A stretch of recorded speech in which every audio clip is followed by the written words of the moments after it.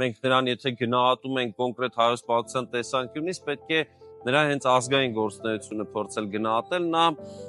դասախոսությունների շարք է ունեցել Մոսկվայում եւ հետո դրույթներն ամփոփել է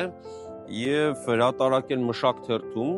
այստեղ հայկական հարցը որպես մեծ տերությունների քննարկման առարկա է ներկայացրել եւ այդտեղ նաեւ նույն Ռուսաստանին էլ է անդրադարձել ռուսական կայսրությանը եւս եւ բոլոր տերություններին անխտիր քննադատել է հայկական հարցը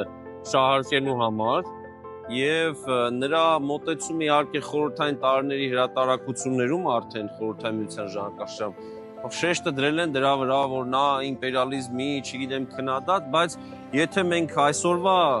աչքով ենք կարդում եւ զուտ ազգային հարցն ենք փորձում դիտարկել, Միասնիկյանին ոչ այնքան հետաքրքրում էր պայմանական դասակարգային պայքարը կամ չգիտեմ իմպերիալիզմի,